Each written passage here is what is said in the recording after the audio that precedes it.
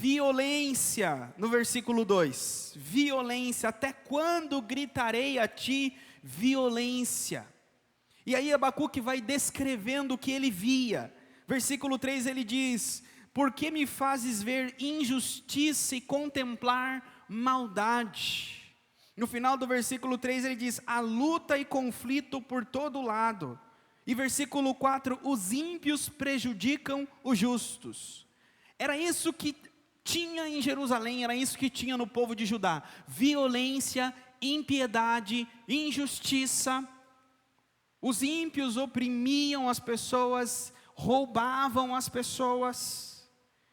Essa era a característica, e o profeta estava alarmado, ele estava angustiado de ver tanta violência, de ver tanta maldade, de ver tanto sofrimento. É como que você anda pelas cidades, anda pelo centro de São Paulo, anda nas ruas de Mariporã, e você vai enxergando as mazelas do mundo. Ou você está dentro de um hospital e vê crianças doentes, pessoas morrendo, e você vai enxergando as mazelas do mundo e fala: Senhor, até quando, Senhor? Até quando? Há uma tristeza em nós quando vemos essas coisas, mas a tristeza é maior quando nós vemos que as maldades são provocadas por outros seres humanos. Por exemplo, uma doença, ou um terremoto, ou uma chuva que faz as pessoas perderem tudo. Ficamos tristes quando vemos essas coisas, mas ficamos mais tristes quando vemos questões, quando um ser humano promove o mal sobre o outro ser humano. Roubo, morte, pedofilia, latrocínio, todas essas coisas são males aonde um humano provoca sobre o outro. E quando enxergamos essas coisas, parece que a dor é maior. E nós falamos: Senhor, até quando? Até quando? E o profeta fala assim: Senhor, até quando eu vou ver essas coisas? Ele fala assim: olha, até por que me fazes ver a injustiça? Essa era a oração de Abacuque. Irmãos, parece que é muito inocente o nosso amigo Abacuque, não é? Até quando me fazes ver a injustiça? Ele tá dizendo, olha, é que ele não tinha ideia, mas ele está dizendo, ó, vem Jesus logo, para deixar de ver a injustiça, ou você morre ou Jesus volta. Primeiro, precisamos ver que a maldade do nosso lado, qual é o contexto que anseia um avivamento? É um contexto em que enxergamos lutas, dificuldades, que somente a nossa morte ou a vinda de Jesus pode mudar. Então, pense só, há tantas lutas, tantas dificuldades, que a única forma de eu deixar de ver é ou eu morro ou Jesus vem.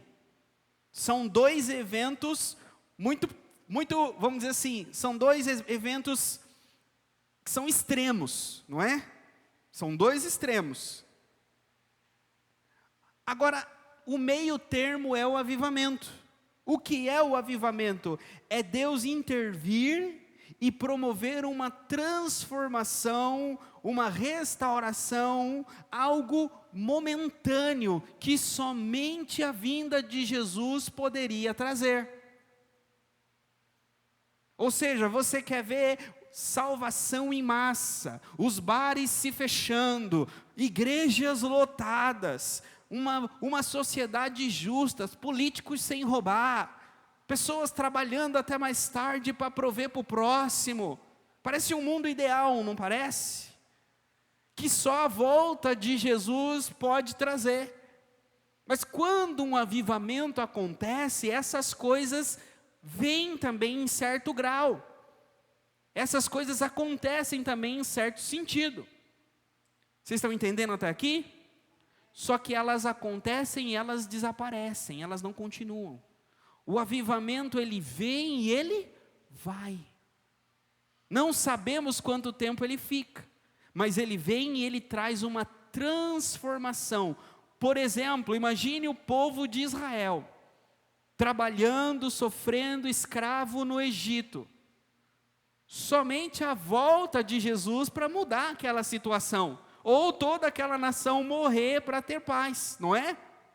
Mas Deus interveio, um pequeno avivamento naquela nação, onde Ele levantou um homem, Moisés, com pragas, com milagres, com mão poderosa. Deus fez algo extraordinário diante dos olhos de todas as nações.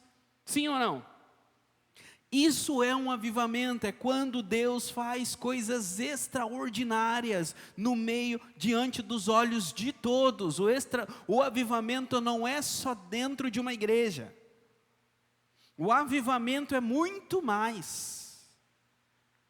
Um avivamento, irmãos, não é, hoje infelizmente, nós vivemos uma igreja, um povo de Deus que pouco se esforça para a obra, pouco se esforça em buscar, em orar, pouco se esforça em entregar-se a Deus. Quando uma igreja começa a cantar, e canta por 72 horas seguidas, o culto não acaba, a gente chama de avivamento. Por que, pastor, é um avivamento? Nossa, você viu, o culto começou, mas não acabou. O ministério de louvor cantando, e as pessoas não querem ir embora, querem ficar ali na igreja cantando, alguns vão, outros vêm, aí vêm pessoas e o culto não acaba. Já fazem 3 dias e o culto ainda não acabou. Avivamento nós chamamos. Mas irmãos, não é avivamento. Porque se fosse avivamento, Pedro, João e Jesus, no Monte da Transfiguração, iam ficar lá a vida inteira. Era o avivamento que Pedro queria. Senhor, vamos montar uma tenda aqui nessa montanha, vamos ficar aqui. E Jesus disse que não. Irmãos, se isso aconteceu no passado, e eu estou usando esse exemplo para vocês, se avivamento fosse nós termos um culto contínuo aqui, como que alcançaríamos as pessoas? A igreja diz: ide por todo mundo. Não tem como um avivamento dentro da igreja ir por todo mundo. Aí você fala: não, pastor, transmite pela internet. E as pessoas serão alcançadas e salvas através da transmissão. E Deus vai trazer também as pessoas para dentro da igreja, porque Ele vai manifestar o poder dEle ali, vai ser um avivamento. Não, irmãos. É um avivamento que não condiz com a ordem de Jesus para os seus discípulos, de ir fazer discípulos, de batizar, de aconselhar, de admoestar. Então, avivamento, esse avivamento que a palavra fala, não é o avivamento como a gente enxerga hoje. O avivamento traz transformação social, transformação de vida, transformação de caráter, e é uma transformação vista a olho nu, tanto do crente quanto do não crente. Quando o evangelho entra num bairro, entra numa família, que vem um avivamento, ele muda tudo, muda os comportamentos, fecha bares, as pessoas queimam os livros em praça pública, confessam suas práticas pecaminosas, e é uma transformação visível. Você fala: oxe, não tem mais, não, o bar virou uma igreja, o fulano lá que era tribulado, rapaz, agora está mais calmo. Nossa, esse bairro mudou. Há 10 anos atrás, esse era o bairro mais perigoso. Há 10 anos atrás o tráfico dominava esse bairro, mas hoje tem igreja, hoje tem escolas. O que aconteceu? Avivamento. É isso que o avivamento faz. Nossa, a minha empresa antes era uma tribulação, era briga, era um puxando o tapete do outro. Ninguém orava, ninguém buscava Deus, ninguém tinha temor, ninguém fazia as coisas como se fosse para Deus. Hoje, você vai na empresa, você vê os funcionários orando, você vê as pessoas servindo uns aos outros. Por quê? Porque entrou um avivamento naquela empresa, naquele local. Muda, a mudança social. Então, o profeta Abacuque, ele está pedindo um avivamento dentro de uma mudança social. Por quê? Porque a cidade está corrompida. E aí, a gente fala assim, qual é o plano, qual é a forma que Deus promove o avivamento? Deus falou para Abacuque, olha Abacuque, eu ouvi sua reclamação. Você está reclamando, você está se queixando, que você só vê violência, que você vê tanta maldade. E eu concordo com você, Abacuque, esse povo é um povo maldoso. Eu concordo com você, Deus falando para Abacuque dos irmãos dele, do mesmo povo que ele. Eu concordo com você, esse povo é um povo violento, injusto. Sabe o que eu vou fazer? Eu vou trazer os babilônios para acabar com eles. Eu vou trazer um povo mais violento que eles. Eu vou trazer um povo mais injusto que eles. Eu vou trazer um povo pior que eles. Se eles são ruins, eu sei quem é pior. E aí, Abacuque não gostou do plano de Deus. Abacuque falou assim, Senhor, olha só, irmãos, como é a nossa oração.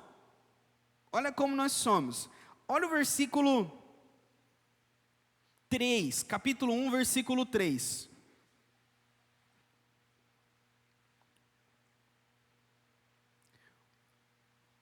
Abacuque diz aí no versículo 3, por que me fazes ver a injustiça, não é? Quem que pratica injustiça? O injusto, correto? Aonde que Abacuque estava vendo a injustiça?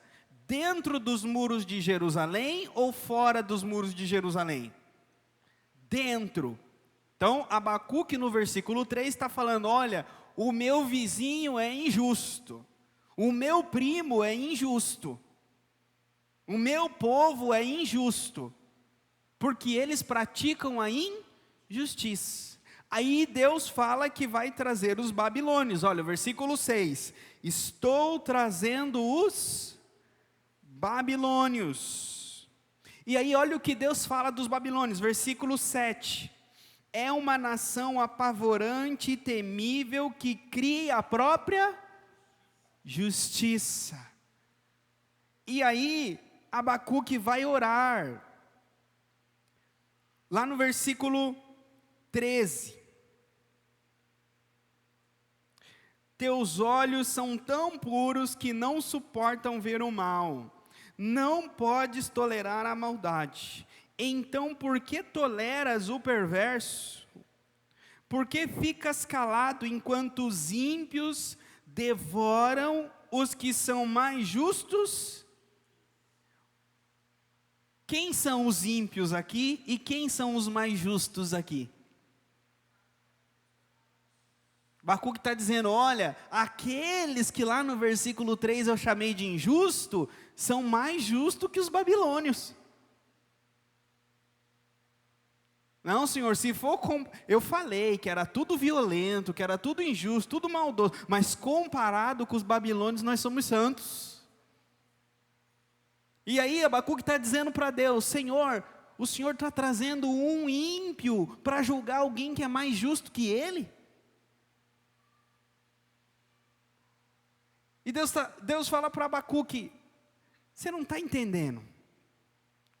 Primeiro é a nossa, como a gente enxerga as coisas. É isso que limita a ação de Deus. É isso, às vezes esse tipo de resposta de Deus é que nos inibe de orar por avivamento.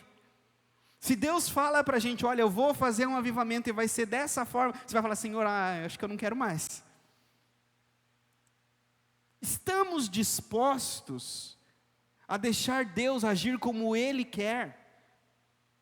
Na verdade, eu vou corrigir o que eu mesmo disse. A gente não tem que deixar Deus fazer nada. Deus faz o que Ele quer. Estamos dispostos a nos alegrar da forma que Deus irá agir? Estamos dispostos a descansar em Deus e esperar nele, não importa como Ele faça?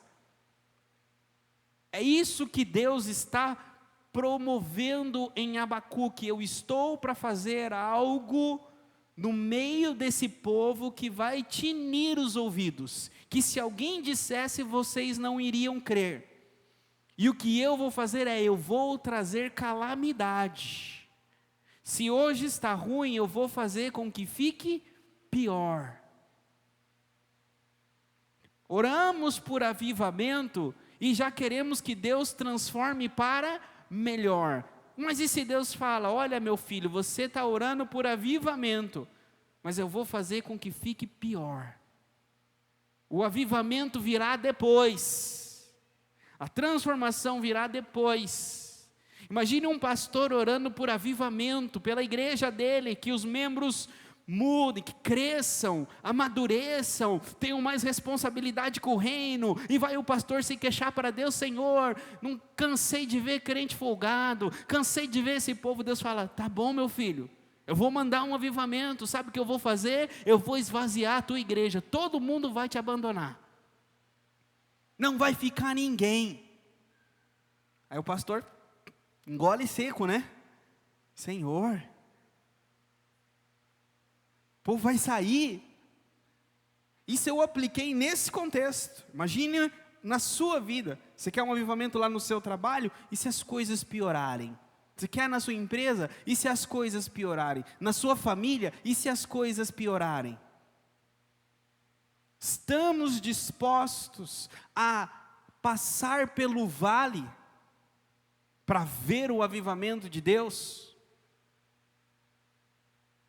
Deus não faz uma redoma de vidro para a gente passa no vale junto com os ímpios, a gente passa no vale junto com os injustos. Mas por quê? Porque nós somos mensageiros de Deus no vale do próximo. Nós somos aqueles que enxergam lá na frente. Nós somos aqueles que enxergam além das nuvens. Onde todos choram, nós podemos ter uma palavra de tranquilidade, de alegria. E quando Deus disse para Abacuque isso, porque a preocupação de Abacuque era o seguinte, Senhor, você vai trazer o babilônio, que é pior do que o teu povo, que é mais ímpio que o teu povo, eles vão acabar com o teu povo, e eles? Você vai deixar que eles fiquem impunes? Você vai deixar que eles fiquem livres? E aí Deus, no capítulo 2, fala para Abacuque, olha, escreva o que eu vou te falar.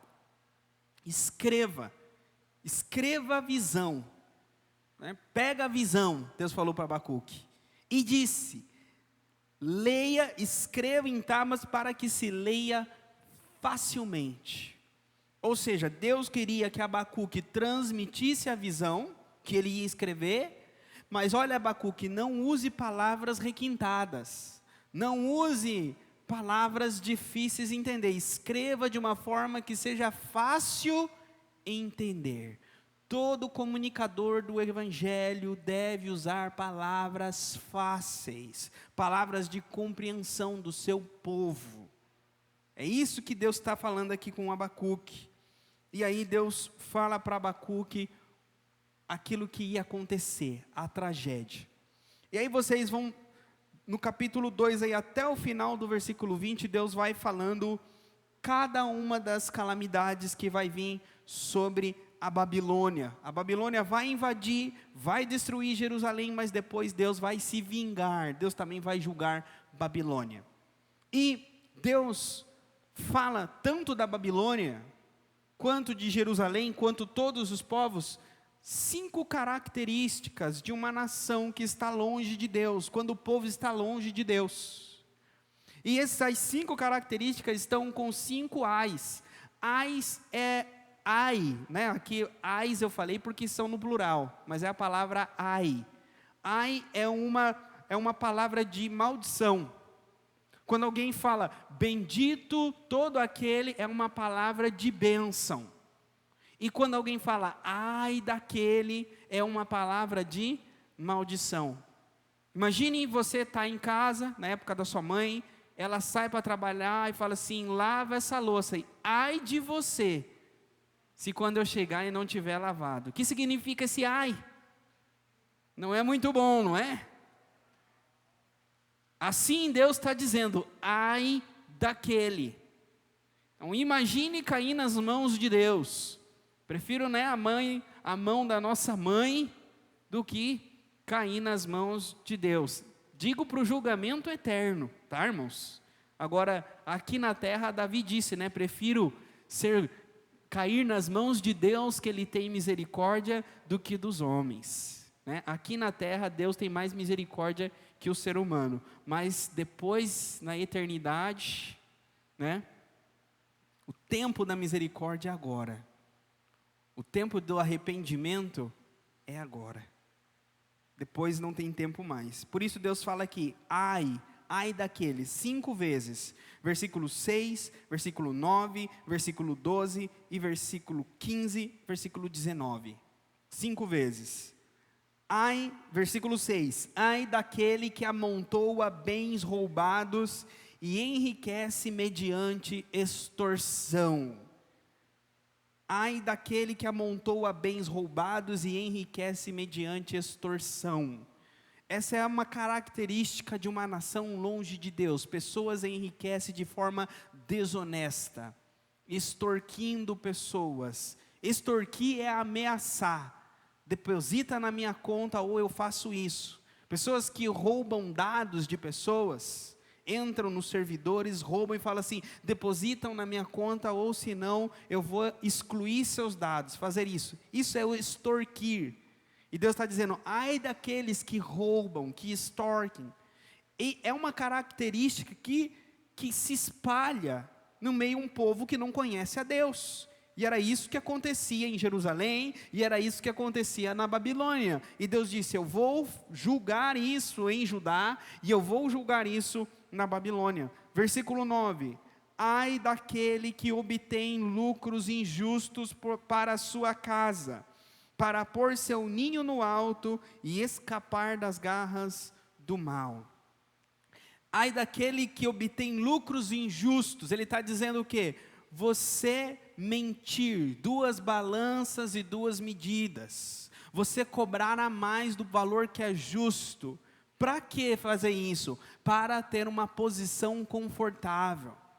Assim, tem que pensar no dia mal, pastor? Vamos cobrar um pouquinho a mais e pensar no dia mal. É isso que Deus está falando aqui, não seja injusto, não tenha 2 pesos e 2 medidas. Ai daquele que pratica dessa forma. Versículo 12, ai daquele que edifica uma cidade com sangue e a estabelece com crime.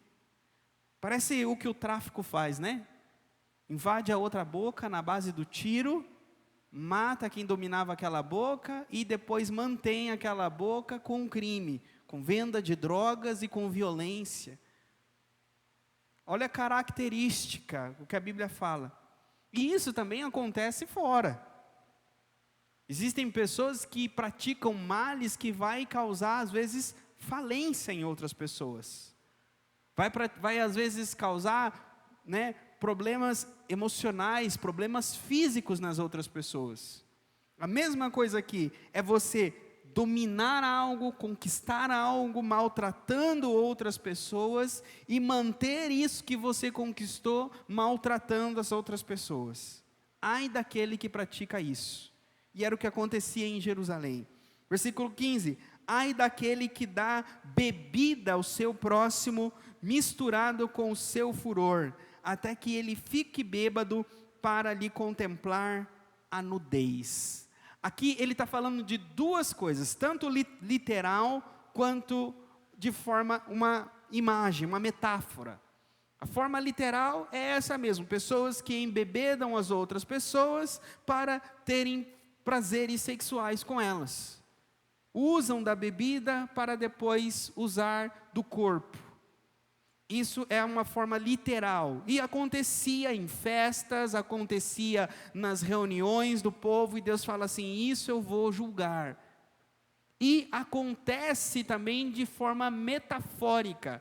O que é de forma metafórica? A metáfora é você dar algo para alguém, e isso é a bebida, né? Imagine, se você dá a bebida para alguém, ela vai mexer com o entendimento da pessoa, vai deixar a pessoa ébria. Uma pessoa ébria, ela não tem mais a capacidade de julgar o que ela está fazendo. Você deixou ela ébria. Então, imagine que você dá algo para alguém que mexe com a capacidade de decisão dela. Imagine só, você chega para a pessoa e vai pedir algo para ela, e você sabe que ela vai dizer não, mas se ela estiver num estado de embriaguez, ela vai dizer sim. Então imagine que pessoas vão e dão presentes para outras pessoas, promovem festas, promovem honrarias para receberem um sim, que se não tivesse as festas, as honrarias, elas teriam um não. Então imagine uma nação que quer olhar os seus tesouros. Você tem tesouros, você tem soldados, você tem fortalezas, e você manda, soldados espiões, para bater lá na porta da frente e falar assim: ó, abra aqui, que o meu Senhor me mandou para enxergar quais são as suas fortalezas. Quantos soldados você tem? Quanto de tesouro você tem? Aonde estão as suas portas de defesa? Você ia abrir para mostrar para os espiões? Agora, imagine só que os espiões chegam com um caminhão de ouro e falam assim: olha, o meu Senhor mandou de presente para você, Ele quer fazer uma aliança com a sua terra. Queremos ver a sua capacidade de plantio, queremos ver a sua capacidade para fazer uma aliança. Aí você vê aquele caminhão de ouro e nem escuta o que a pessoa está falando. Já começa a ver aonde você vai gastar aquele caminhão de ouro. E fala: não, o que você falou? Entra. Ó, aqui ficam os nossos tesouros, esses são os soldados que tem. Você mostra tudo. E ele só anota: aham. Então, embriagou você com presentes. Embriagou você e viu a tua nudez. É isso que está dizendo aqui. Viu a sua nudez. Ai daqueles que fazem isso. Se aproveitam do cartão do marido. Se aproveitam com presentes. E vice-versa também, tá, irmãos? Aproveitar da esposa, fazer ela trabalhar mais, prometendo presentinho, irmão, também não pode. E o último, versículo 19: ai daquele que diz a madeira desperte, ou a pedra sem vida acorde, poderá o ídolo dar orientação? Agora ele está falando de idolatria. São 5 ais. Olha só, uma nação longe de Deus, ela tem extorsão, ela tem idolatria, ela tem pessoas com segundas intenções, maldosas, tudo isso está acontecendo. E Deus fala: eu vou vir, eu vou condenar isso, a idolatria. Depois que Abacuque viu todas essas coisas, esse julgamento, essa ação de Deus, aí ele chega no versículo que nós lemos. Então olha o contexto de Abacuque, tudo que ele estava vendo. Aí que ele diz: olha, Senhor, eu ouvi falar e eu vi a tua fama. Sabe quando a gente diz assim, que quando a gente começa uma discussão, a gente começa uma conversa acalorada de concordar e discordar com alguém, sempre tem um que quer dar a última palavra, não é? E aqui Abacuque está com Deus, se queixa para Deus, Deus responde. Abacuque retruca, Deus responde. E aí vem Abacuque e fala por último. A última palavra entre Deus e Abacuque é de Abacuque. E a palavra de Abacuque é: amém, Senhor.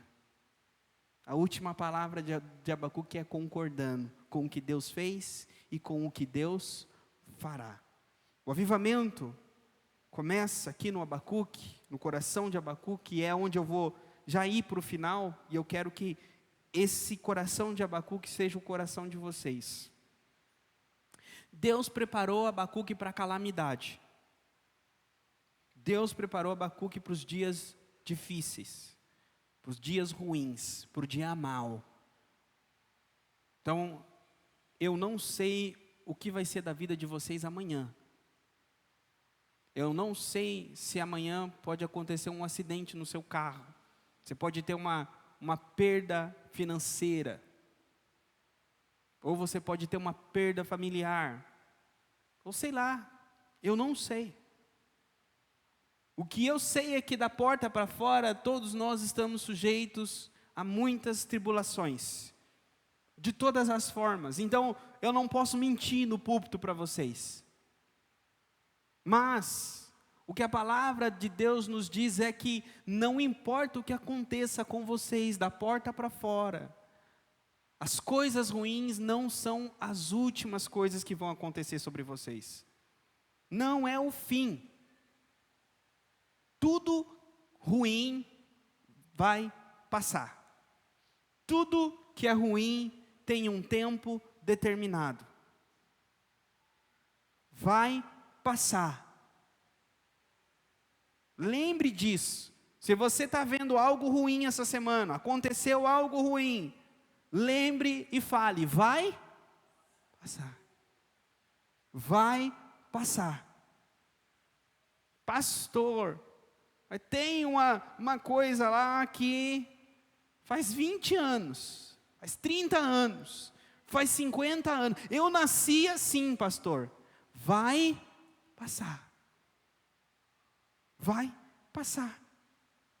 Ou com o avivamento, Deus intervém e transforma. Ou quando Jesus voltar. Ou quando você morrer. Então não tem nada que não passe. Imagina uma pessoa que nasceu com uma perna mirrada. Deus não pode fazer a perna voltar ao normal? Pode.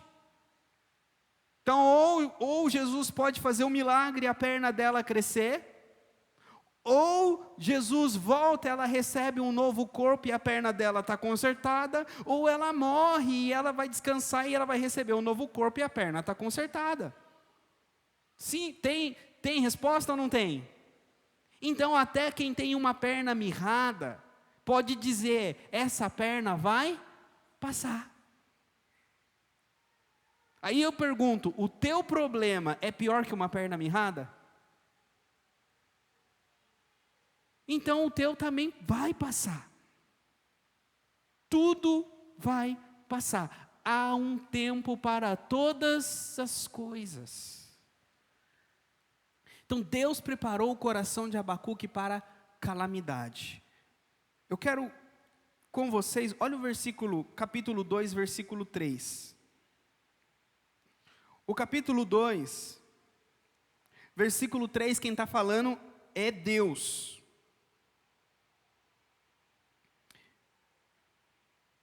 Diz assim, pois a visão aguarda um tempo designado, e ela fala do fim e não falhará. Ainda que demore, espere-a, porque ela certamente virá. Não se atrasará. Abacuque queria que Deus julgasse os babilônios. E Deus disse, olha, eu vou cumprir, eu vou trazer o julgamento para toda a terra. Mas tem um tempo determinado, tem um tempo designado. A solução do teu problema, Deus já colocou no calendário dele. Isso que você está esperando passar, Deus já colocou no calendário dele. Tem uma data que Deus já determinou, mas essa data ainda não chegou. Pode ser que seja hoje, pode ser que seja amanhã, mas eu não sei quando é. Mas o que Deus está dizendo para Abacuque é, já está no tempo, já está na sequência, já está lá no meu calendário. E Deus disse para ele, aguarde, porque não falhará. Não vai falhar. Quando chegar o dia, o anjo não vai esquecer. Quando chegar o dia, Deus não vai esquecer. Então, quando o dia chegar, você vai ter. Não falhará. Mas é importante que Deus fala o seguinte para ele: ainda que demore, espere. Ainda que demore, espere. Irmãos, eu tenho aprendido com Deus, cerca de um ano e meio, o quão é difícil esperar. Paciência na tribulação é o que a palavra fala. Paciência na tribulação. O paciente, ele espera na tribulação. Mas o que a gente faz na tribulação? A gente vai colocando os pés pelas mãos, a carroça na frente dos boi, porque não temos paciência. A tribulação, ela é como um fogo que queima debaixo de nós e a gente quer fugir dele de toda forma. Mas a tribulação queima a carne, os desejos, os prazeres, os confortos, as esperanças humanas. É isso que a tribulação queima. A tribulação não queima o coração e a alma que descansa em Deus. A alma, o coração, o espírito que descansa em Deus está em um outro ambiente em que o fogo da tribulação não alcança. Por isso que quando estamos passando tribulação, o que eu faço? Para onde eu recorro? Qual cartão tem limite? O que eu vou fazer? Aonde eu vou ir? Para onde eu vou ficar? Com quem eu vou deixar? A gente começa a fazer 1000 planos para resolver. E às vezes o que a gente tem que fazer é esperar com paciência. Esperar com paciência. Por que Deus está dizendo para ele: olha, ainda que demore, espere. Ainda que demore, espere. Porque ela certamente virá e ela não se atrasará. Então tem as coisas que Deus fará na nossa vida não atrasa, mas demora. Não atrasa, mas demora. E Deus quer que nós esperemos as coisas que demoram.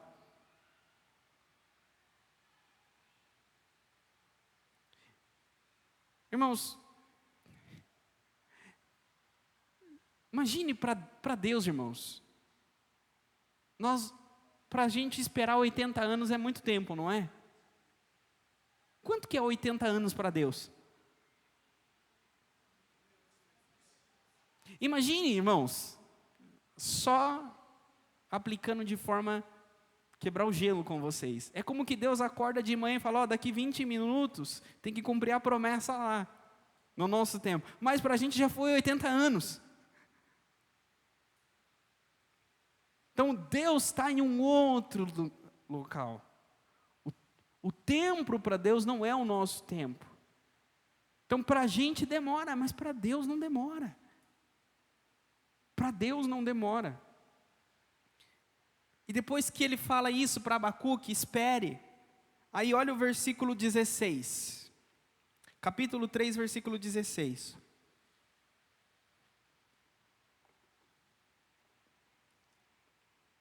Ouvi isso e o meu íntimo estremeceu, meus lábios tremeram e meus ossos desfaleceram, minhas pernas vacilavam.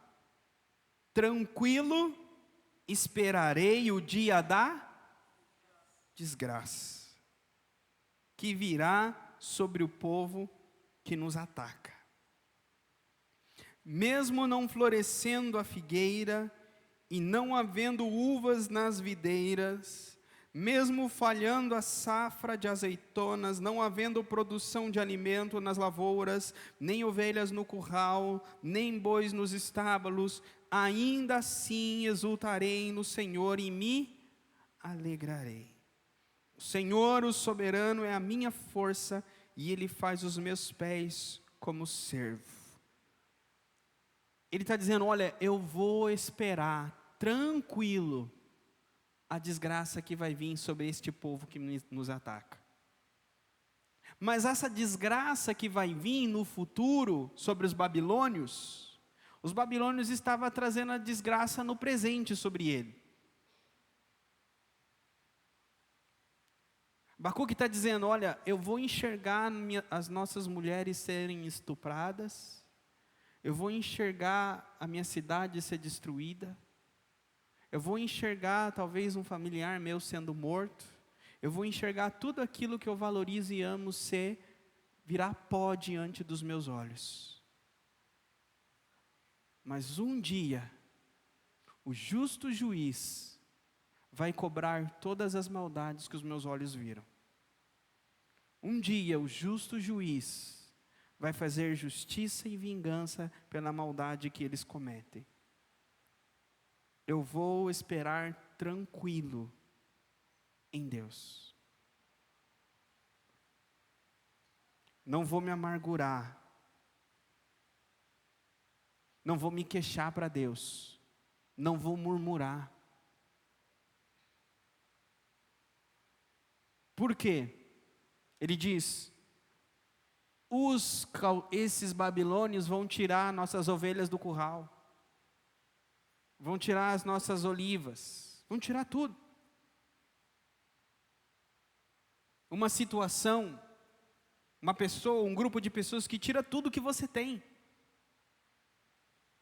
Imagine que Deus está dizendo para você, olha, você é Abacuque, que diga, ainda que não haja um tostão no Banco Inter, nem um tostão no Bradesco, nem outro tostão, você vai olhando todas as suas contas, e fala assim, zerado, zerado, zerado, zerado, zerado, aí sobra o porquinho, você vai e quebra o porquinho e também está zerado. É isso que Abacuque está dizendo. Eu vou olhar todos os lugares onde a gente tem alguma coisa e lá nenhum deles tem nada. E aí ele diz, ainda assim exultarei no Senhor e me alegrarei. Me alegrarei no Deus da minha salvação. Sabe o que ele está dizendo? Nessa conta não tem nada, nessa não tem nada, aqui não tem nada, aqui não tem nada. Mas eu estou aqui, eu estou vivo, eu estou salvo. Eu não me alegro naquilo que eu tenho, eu me alegro naquilo que eu sou em Cristo. Não é o que eu sou nesta vida, mas é o que eu sou na salvação. O avivamento inicia quando nós nos alegramos nas calamidades. Quando nós exultamos em Deus em meio às calamidades. Termino dizendo, por que o avivamento começa quando a gente se alegra nas calamidades? Já pensaram, irmãos, a gente idolatrar o avivamento? Queremos tanto que o avivamento traz, e quando ele vem, a gente ama mais o avivamento do que Deus. Porque olha que bênção, o avivamento trouxe a conversão da minha casa, o avivamento encheu minhas contas bancárias, o avivamento trouxe a gente, todo mundo da minha família está indo para a igreja. Eu falo assim, Senhor, eu estou mais feliz agora. Agora eu me exulto no Senhor. Porque olha o que teu avivamento trouxe. Está errado. Deus quer que nós exultemos nele, ainda que a figueira não floresça, ainda que os nossos filhos não sirvam, ainda que tudo vá mal e ruim, Deus quer que nos exultemos nele. E quando o avivamento vem e traz todas essas bênçãos sobre nós já nos alegrávamos no Senhor. E agora não tem perigo de o nosso coração se alegrar nas coisas que o avivamento trouxe. O perigo é a gente amar as bênçãos e os presentes que o avivamento traz, ao invés daquele que traz o avivamento. Deus quer que busquemos Ele. Por isso que Abacuque diz: Senhor, aviva a tua obra, faz conhecida. Não temos tempo, mas no Gênesis podemos falar sobre isso. Mas ele vai falar que o avivamento acontece quando a gente passa a conhecer as obras de Deus. O avivamento não acontece quando a gente não conhece Deus. A gente olha as coisas e a gente não sabe identificar se é Deus ou não que está fazendo. Será que é de Deus isso? Será que foi Deus? Nossa, eu não estou vendo Deus agir. E Deus está agindo, mas é você que não sabe ver. Porque você não sabe identificar a obra de Deus. Quando Deus faz as coisas, você não consegue ver, você não consegue identificar. Por quê? Porque você não conhece Deus. E a outra coisa que ele diz é fazer com que se conheçam também a glória de Deus. O avivamento traz, irmãos, um conhecimento da pessoa de Deus e da palavra de Deus. Não há avivamento se não há fome da palavra, se não há entendimento da palavra. Vamos orar? Senhor, que a tua palavra, ela venha trilhar, venha produzir em nós uma transformação. Temos um caminho para andar, para passar, para trilhar, que conduz ao conhecimento do Senhor. Nos conduz, Senhor, sobre este caminho. Ajuda-nos, Senhor, a que não desviemos nem para a direita e nem para a esquerda, mas que confiemos no Senhor e esperemos no Senhor. É o que eu oro e agradeço em nome de Jesus.